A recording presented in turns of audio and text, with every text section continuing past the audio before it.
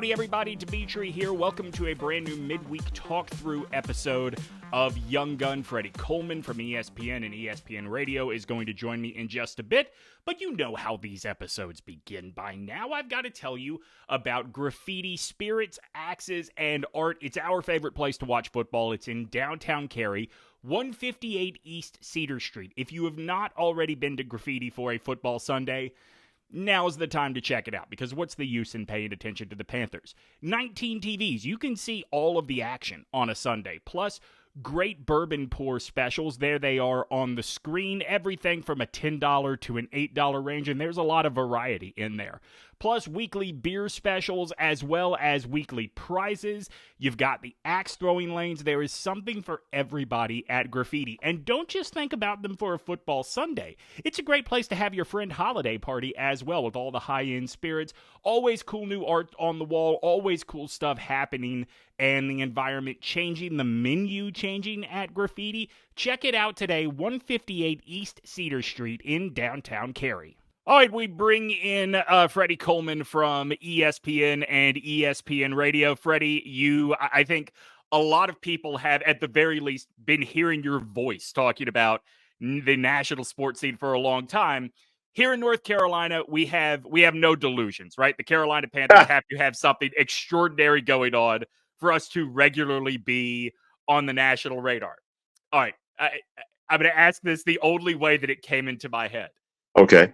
Outside of that extraordinary 2015 season that Cam Newton posted, is only dysfunction the reason for the national media to know anything about what's going on with the Panthers right now? The sad part is you're not lying, Demetri, because what's the old line in our business? If it bleeds, then it's going to lead. Right. And unfortunately, that's been the case with the Carolina Panthers. And it's amazing how that franchise, with the fan base that they've been able to generate in the Carolinas and parts of Virginia and even parts of Georgia, they have a lot of people that are very invested in the Carolina Panthers, that want to see the Carolina Panthers do well. They're not just happy to have a professional football franchise in that area, the first of its kind. They are invested. They live and die with the Carolina Panthers. So it's really unfortunate that I believe the pieces were there last year when you had Steve Wilks as your head coach, Sam Darnold was your quarterback. Guys seem to rally around Steve Wilks, but David Tepper wanted to go for that splash hire, and because you knew you were going to draft either BryceYoung with the number one pick or C.J. Stroud out of Ohio State. So it's been dysfunctional ever since they brought in Frank Reich. That didn't work out. So now you got two coaches, and Matt Rule and Frank Reich, that you're on the hook for $70 million. So it's unfortunate that those are the storylines regarding the Carolina Panthers and not about what they're trying to build with that franchise in that area. I wonder, because I think back to, oh gosh, I hope I get the year right. I think it was the 2002 Lions that went almost winless, right? I think they ended up 1-15. Yeah. And it became this weird thing that the nation had some, whether it was investment, at least awareness of, right? Remember, they win a game and they're calling out Jay Leno for making jokes about them on the show. This does not seem to have, for a lot of people, especially outside of this state, it seems to stop at whatever your evaluation of BryceYoung happens to be. Yeah, no doubt about that. You go and you mentioned it. And I remember the year the Lions in 2007, where they went undefeated in the preseason, but then they went winless in the regular season. They became sort of lovable losers along the lines of the Chicago Cubs before they won and the Boston Red Sox before they won in 2004. It seems to be nothing lovable about this situation involving the Carolina Panthers. And I feel awful for a guy like BryceYoung and all those other players. But Demetri, we kind of had an inkling about this before the season got started, because we knew the offensive line was not going to be what it was. And then he had a couple of injuries early on. So now BryceYoung is playing behind the eight ball as far as that goes. And it seems that anytime that something positive would happen, then they would take two steps back. And then David Tepper came in and said, okay, we can't have Frank Reich as our head coach. We got to move on from him and the quarterback coach and the offense coordinator. You can't run an NFL franchise like it's a hedge fund or a pop-up in the mall. You can't do that. And if you're David Tepper, hopefully he has people in his ear to say, you got to give things a little bit of a time to bake. We can't just go from coach to coach to coach every year, because then you really become a dysfunctional franchise, and there's going to be nothing lovable about that inside the Carolinas, Demetri, or outside the Carolinas on a national scale. You know, what's interesting is in addition to the dysfunction on the field, and we'll get to that side of it in just a second, I don't know that I can remember stories getting out there so openly about staffers still being paid to be in the building every day, telling potential coaching candidates, no, you do not want to come here, no matter what it is that Dave Wow. Tepper is going to offer you. The last thing you want, Demetri, is apathy with your franchise. And right now, that's where the Carolina Panthers are, because you can have a franchise trying, if you're not succeeding, at least people know that you're trying to make that kind of effort. But when apathy sets in, that's just a malaise of a franchise that it can be very, very hard to get out of. And it could set your organization back anywhere from 3 to 5 years. And that is something that David Tepper is going to have to realize. You don't want people not caring about your franchise, or people inside your franchise telling other people, don't come here, because they don't care about it. They're just collecting that paycheck and they're just going home. That's the last thing you need, to have that as a culture of your organization. And it's not an easy fix. It's not something that you can just all of a sudden wake up one day and say, I found the answer to that whole situation. That's not how things work, especially when you're owning a professional sports franchise, especially in the league known as the National Football League.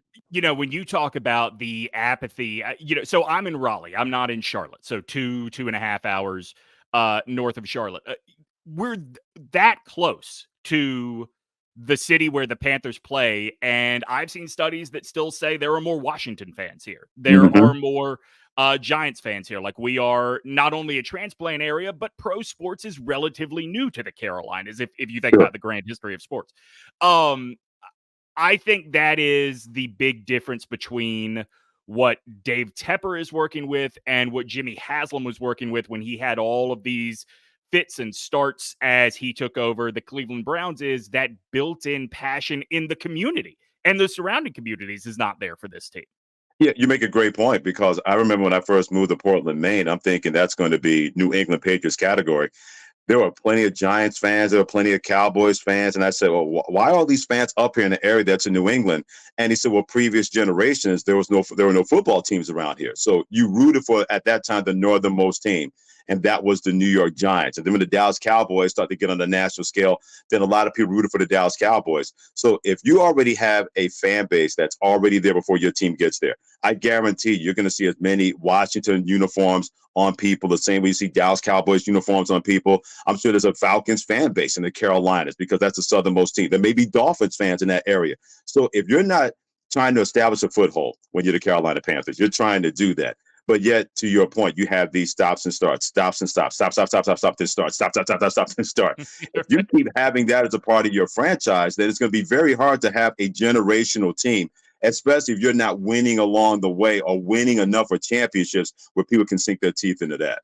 Did you know the episode of Young Gun featuring me and Lauren airs each week on television? It does, on Origin Sports TV, Tuesday nights at 7 p.m. Where can you find Origin Sports? It is on your Fast TV service. All of those free ad-supported networks that come built into however it is you are getting your television. Xumo, Roku, Samsung TV Plus, Amazon Freevee. Origin Sports is on all of them, and you will find this show there each and every Tuesday at 7 p.m. And do me a favor, take some time to go to ogtrianglemedia.com and fill out our survey. There are 5 shows that are part of this network, and we are trying to figure out what happens in 2024. We've got some big ideas. New shows? Yeah, possibly. Live shows? Yeah, possibly. A newsletter? Yeah, again, possibly. Get off my back. Go tell us what you want. See, that's what this is all about. Us helping you be more entertained. Take the survey today, please. ogtrianglemedia.com. So I like to ask this on the midweek show whenever I'm talking to a guest, because I recognize that Lauren and I are skewed. Lauren is the biggest Panthers fan I know. I'm here solely for BryceYoung, right? Like, you can tell by the color of this room. Obviously, I love the University of Alabama. Do you see what we see in terms of the mismanaged potential, or do you see a lost cause when you look at BryceYoung's performance so far?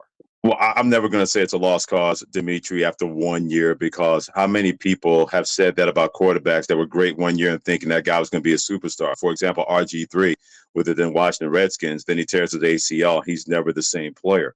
So I'm never going to punish a guy that's in right now an unwinnable situation when it comes to the Carolina Panthers. You have to put the right people in place. Many people thought that about Trevor Lawrence that first year in Jacksonville. And I said, well, that's because he had a bad coach and a bad guy known as Urban Meyer. But the similarity I see is that Bryce Young does not hide from the media. He's not trying to hide the situation that he's in. He's accepting of the fact that, hey, this is what we're going through, but if we can survive this, we can be a better franchise. Because I saw that Trevor Lawrence did and said the exact same things that first year when everything was just going haywire around him.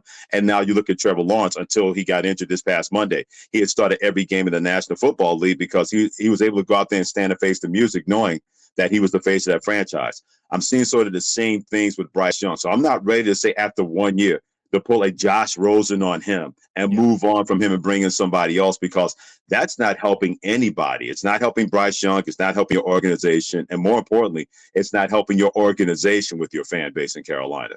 So I'm glad you brought up Josh Rosen, because I have made this point on the show, all season long. Like, it doesn't matter if you think Bryce is a bust this year or not. You don't have the assets to Josh Rosen, this guy, the way the Arizona Cardinals did when they decided to cut bait on him after 1 year.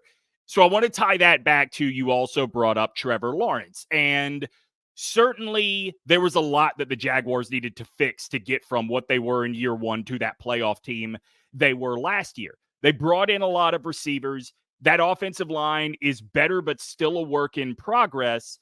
I don't know, though, that I think you could take the same approach with the Panthers, because as much as he in his college career made it a non-issue, Bryce's size is an issue. Where would you start in terms of getting him help, line or receivers? Because both are a problem right now. Yeah, I'm a big believer that if you don't win in the trenches, Demetri, you're not going to win, period. So you got to find a way that you have an offensive line that's going to be a run-first offensive line, and then you can run play action with Bryce Young. You get him out of the pocket.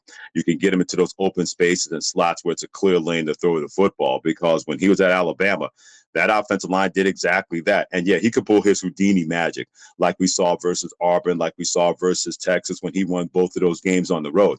But they were going to be a run-first team, because that's going to be the best asset that you can have to a guy that you still believe is an asset when it comes to Bryce Young. So you got to start there in the offensive line. It's a lot easier to find receivers in free agency and lower in the draft, because we're in the passing age in football. You can find quality receivers in the 4th and 5th round. For example, look at Tank Dell, what he did for the Houston Texans before he had his leg broken last week versus Denver. But it's a lot harder to find quality offensive linemen, and it's really hard to try to find those guys and think that's going to happen in free agency. It's best that, in my opinion, you find quality offensive linemen in the draft. This way they can grow around your quarterback. And then maybe you can supplement those pieces with a veteran offensive lineman who can show them the way and someone who can still play. But if they're going to make this thing go back on the tracks and get back on the tracks, I think that's where you start, because you can find receivers, in my opinion, and make that work anywhere out in free agency or the NFL draft. How much do those of us that hold on to what we saw Bryce able to accomplish in Tuscaloosa, how much do we need to understand that this is a different ball game? And how much do people that just, totally lean on, oh, he's too small, need to look at what he did in Tuscaloosa and see what the capabilities of this kid really are? I guess the easier way of asking it is, which one of us is right? Well, I think the second part is right, in terms of, you can look at his size, but if you have the right coach that can make that work, then that size becomes a non-issue. Look what Sean Payton was able to do with Drew Brees, for example. He was not the tallest guy, barely 6 feet, but he had enough athletic ability and arm strength where you could fit an offense around him. Steve Young wasn't the tallest guy than when he played for the San Francisco 49ers, but he had unbelievable athletic ability and had great intellect. And once he got to the right organization, the San Francisco 49ers, we saw his career take off. So you can do these things, but it comes back to two things, Demetri. Number one, people don't realize how hard the NFL is. CJ Stroud is making it look a lot easier than it is, because I don't think people realize how hard it is to win an NFL game, much less getting a team to a playoffs. And what he's been able to do has been phenomenal. And I firmly believe that that's the reason that David Tepper decided to move on from Frank Reich, probably having a little buyer's remorse, saying, well, you told me Bryce Young was the guy. Houston takes the guy at second and CJ Stroud. Look what he's doing for them. And you're not doing that for me. I wonder how much of that played into thinking that he had to move on from Frank Reich and everybody else offensively, because the NFL is hard to win games and people don't realize that. That's number one. Number two, if you don't have the right organizational pieces in place, then you're just going to be a hamster on that wheel and the view is never going to change. And now that's incumbent upon David Tepper to say, all right, I need to find the right GM, or I need to find the right player personnel director. I need to find the right scouts, because it seems to me, Demetri, those guys are not there right now for the Carolina Panthers. And you can't have a BryceYoung in a situation where you don't have the personnel around him. For example, BryceYoung, let's say it's with the New York Jets. To me, the New York Jets are a playoff team because I know he can play quarterback. I know he can get out of those situations and hit receivers on the money. And you got a running game with Breece Hall, even though your offensive line is compromised. You got a bunch of filthy McNasties on defense. You put him in that situation, he's going to be a lot better because they're better pieces and better structure around him. That's what I would see going forward from David Tepper. What can he do to make sure that you believe in your guy, even though I thought he had a backhanded compliment last week when he fired everybody? If you believe he's the guy, then what are you going to do to make sure you put more believers around him to get this thing back or get this thing started the way you want it to be? You know, it's interesting you brought up the Texans, and obviously we hear the comparisons to C.J. Stroud all the time. I mean, I can look at my Twitter mentions of, oh, look, you know, your guy's not living up. Look what C.J. Stroud is doing, blah, blah, blah. There's a different aspect of what the Texans did that I wonder how much Dave Tepper is motivated by or even learned from, and that is like, look, Frank Reich did a fine job at Indianapolis, but ultimately he ended up getting fired. Ultimately, like, I don't think he would call that a success. DeMeco Ryans, first time as a head coach, highly touted coordinator, part of a organization that made its leap forward by thinking about the sport differently. I do wonder in 2023 if there is an old version of coaching football and a new version of coaching football in the NFL, that one is just way less effective than the other as we move forward in this sport. That's a great point, because you have to be adaptable. You can't just have an old school way of thinking that's going to work, or think you're totally new school. Yeah. Look at the New England Patriots are going through right now. That Patriot way looked a lot better when old number 12 was throwing the football. Right. Now the old number 12 is not back there throwing the football. That Patriot way doesn't work anymore. And how many times do we see people go after assistants under Bill Belichick? And I said, I don't think you realize what Bill Belichick and Tom Brady have been able to do. That doesn't mean that that's going to transfer, whether it was Romeo Crennel, Eric Mangini, Charlie Weiss. The only one successful from that Patriot way was Bill O'Brien, what he did at Penn State and with Houston before he was thrown on the sword for that organization. But there's certain organizations that you siphon assistance from, and you say, yep, they know exactly what they're going to do because they've seen how it works. So if you find anybody that's an assistant to San Francisco 49ers, like Mike McDaniel, I think Robert Saleh is a really good coach. He's just with the New York Jets, and we know how that has gone with that organization over the past 50 plus years, or DeMeco Ryans now at the Houston Texans. It would be in your best interest to say, okay, what are those organizations doing that we know the guys learn, and then whenever they go somewhere else, that's going to work. Look at the Philadelphia Eagles. Shane Steichen can coach. Look at the Indianapolis coach, where he loses his rookie quarterback in Anthony Richardson, but yet he has a Gardner Minshew. They have a plan. They have a purpose. They have guys in place. And now they're competing for a playoff spot in the AFC, which is very, very loaded. Anybody that's been an assistant under Andy Reid, you may have to look at that person closely. So I've always been a big believer, when you have quality organizations and you know somebody's a quality assistant, why you're not making it your business to do sort of along the lines of like a company, you know how they do when they have like a headhunter company, and invest or vet that person out, because that seems to work with guys that used to be part of San Francisco, guys who used to be part of Philadelphia, or you go in college, guys that work under Nick Saban. Those guys go on to do some great things. Kirby Smart, Lane Kiffin. You got to find what organizations are successful in doing, and not saying you have to steal from it, but you can take a little bit of bite of it and make that work for your organization with somebody who's ready to be a head coach or ready to be a general manager that can move your organization forward. I want to end by talking to you a little bit about just the general philosophy that Lauren and I have been debating a bit on this show when it comes to coaching candidates. I look at someone like Eric Bieniemy, but before he moved on to Washington this year. Frank Smith down in Miami is a name that I'm sure you've seen the video, has been asked about being interested in the Panthers job. I don't think that you can 100% say, well, you know, Bieniemy coached with Andy Reid on Andy Reid's side of the ball. So what did Bieniemy do? Frank Smith coaches with Mike McDaniels on McDaniel's side of the ball. So what do you do? But I do think it's fair to ask how much of an impact a coordinator really has when he is working for a coach that likes to call the plays on whatever side of the ball it is he specializes in. Am I nuts for thinking it is at the very least a fair question? It is a complete fair question because you look at Mike McDaniel coming from San Francisco, but Kyle Shanahan called the plays. But it didn't stop Miami from saying that guy's got something Yep. in terms of what we're looking for as a head coach. And I still wonder about that with Eric Bieniemy. I wonder how much the Washington situation has really hurt his chances, maybe to be an offensive coordinator again, because when Ron Rivera is blown out of there, who knows what's going to happen to Eric Bieniemy? And I'm hoping that he gets an opportunity maybe to fulfill that dream. Although I've always said, Demetri, he probably should go to college first and try to be a head coach there and build that up. And then he can have his ties to the National Football League. But you're the Carolina Panthers. There's a guy out there that I've seen has made this work in the NFL in impossible situations. And that guy's name is Jim Harbaugh of the Michigan Wolverines. No, Freddie, no. I know, Demetri, I know you're going to say no, but remember, look when he took over the San Francisco 49ers. They were in a similar situation, the Carolina Panthers, and people said, why are the 49ers hiring that guy? He turned over Stanford and made them a power in the Pac-12. And we saw what happened after he left. They still were a power because they still had his guys. When he went to the San Francisco 49ers, they were 2 bad punts away from going to the Super Bowl in his first year.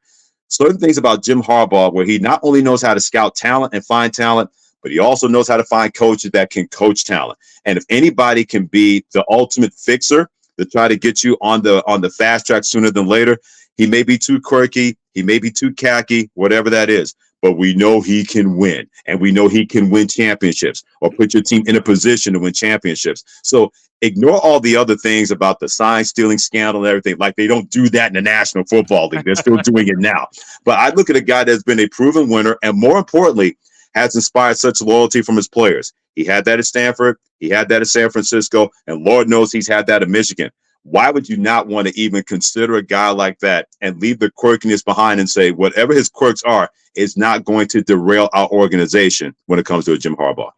I want everyone listening and watching to know that I love and adore Freddie. Before I say this, Freddie, Jim Harbaugh in 2023 is not Jim Harbaugh in 2011. The last 2 years, he has just outright forgotten he has one more game to coach. Like, I understand everything you're saying about his track record in the NFL is true, but he has run Michigan with such an arrogance that I think what we look at him now and see is a dude that benefits from a job where you only have to win one game a year and your fans don't care what happens after that.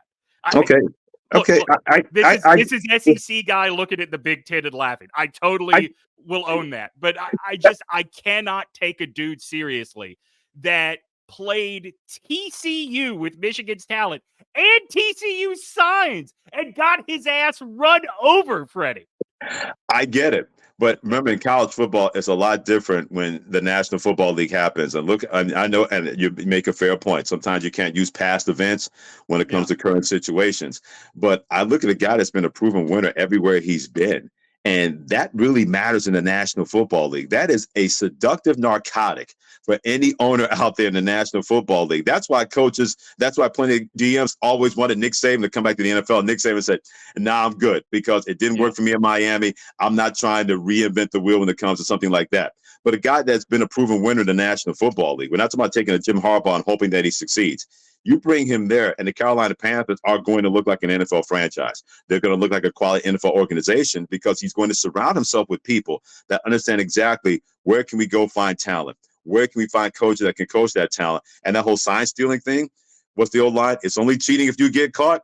He's not going to be doing that in the NFL because too many people are going to be looking at him to see what is going to happen, and he's going to have to leave that whole thing behind in Michigan.